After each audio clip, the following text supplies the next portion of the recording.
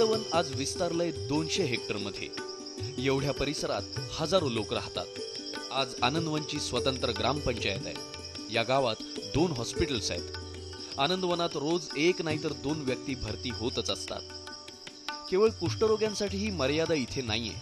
इथे मूकबधिरांसाठी शाळा आहे, जिथे आपल्या व्यंगावर मात करणारी स्वप्नही बघता येतात. इथे चिमुकल्यांची स्वप्न आहेत उंच भरारी घेणारी आणि आपल्या भाषेचा अभिमान बाळगणारी.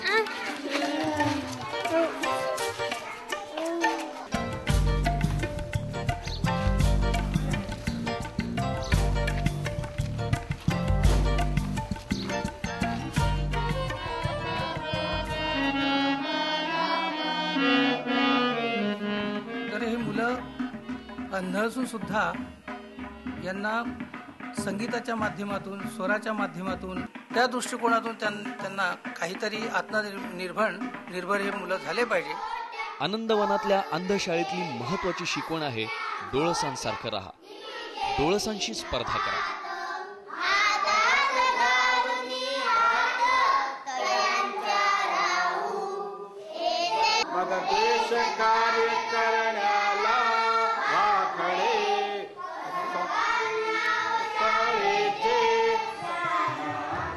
आनंद निकेतन, संधी निकेतन आणि आशा युवाग्राम या संस्था कुष्ठरोग नसलेल्या सर्वसामान्य लोकांसाठी आहेत. आशा युवाग्राम मध्ये शाळा सोडून शिक्षण अर्ध्यावर टाकून दिलेल्या विद्यार्थ्यांना व्यवसाय प्रशिक्षण देण्यात येतं. ही मुलं खेड्यात सुद्धा स्वतःचा छोटा व्यवसाय सुरू करू शकतात.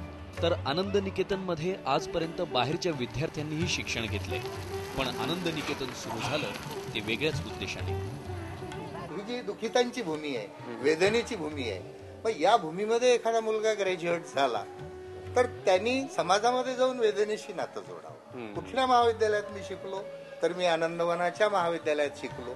कुणी बांधलंय महाविद्यालय? कुष्ठरोग्यांनी बांधलं. मग आजूबाजूला कोणाचा परिसर आहे? त्या लोकांचा परिसर आहे. अपंगांचा आहे, अंधांचा आहे, मूकबधिरांचा आहे. हा परिसर उभा करणारेच पुढच्या पिढ्यांना प्रेरणा देत आहेत. आमटे परिवाराची ही इथली 3री पिढी.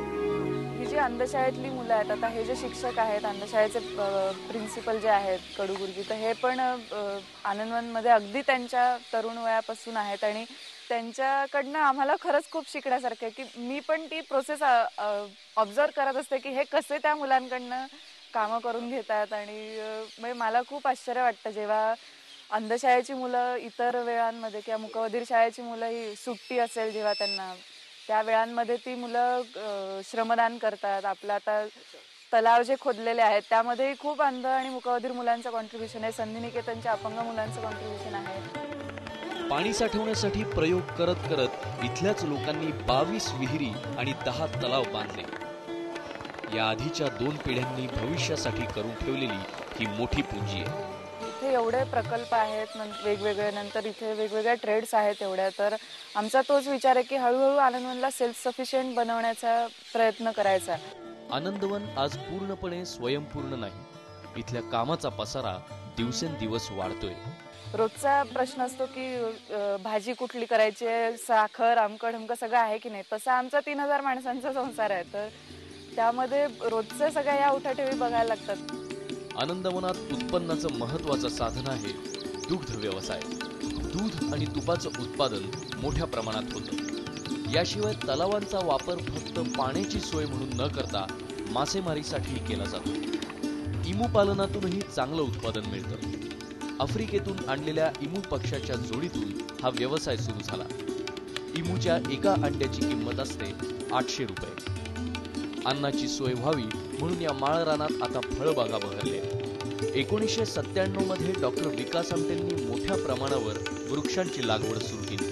अवघ्या 6 वर्षात झाडांनी इथला परिसर बहरून गेला.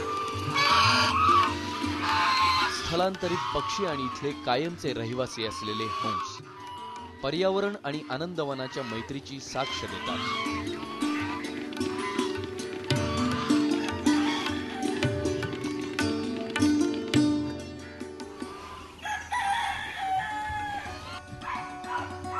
आनंदवनातलं इको फ्रेंडली असणारं घरही असंच, पण कल्पक उदाहरण. ही प्लास्टिक कॉन्क्रीटची घर.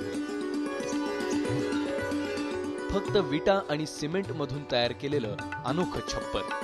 उभी आणि आडवी वीट वापरून तयार केलेल्या या छपराची रचना गोलाकार आहे. समाजाने ज्या कुष्ठरोग्यांना झिडकारलं त्याच माणसांनी निर्माण केलेलं हे अनोखं जग बाबांबरोबर.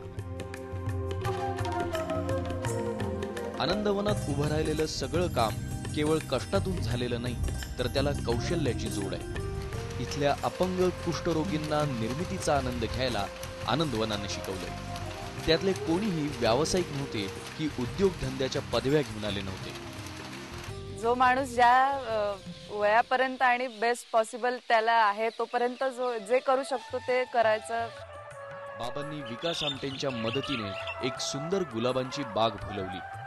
अनाम मुककळ्यांची स्मरणशिला, ज्यांची जन्म व्हायच्या आधीच गर्भातच हत्या केली जाते, ती केवळ मुलगी म्हणून. अशा कित्येक जीवांची ही समाधी.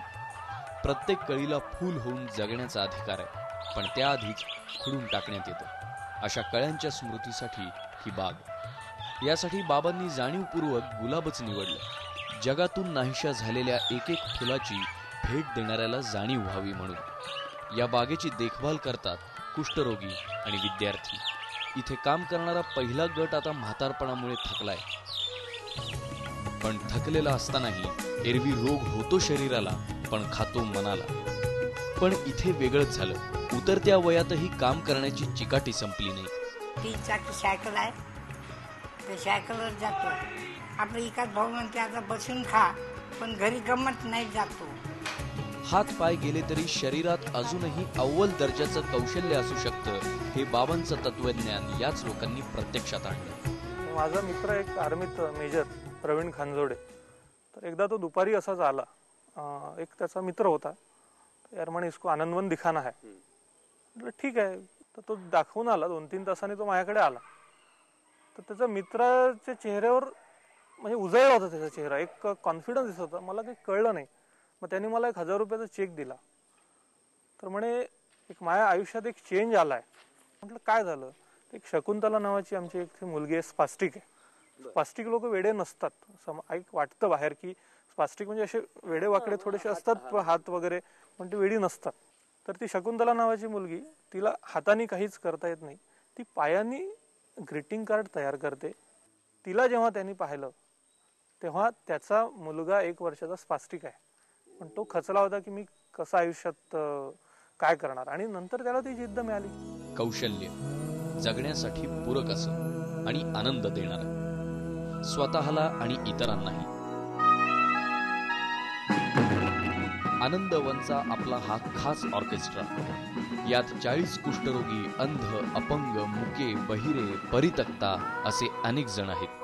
त्यांच्या असं असण्याचा काय फरक पडला. अभिमान वाटावं असं त्यांच्याकडे बरंच काही आहे.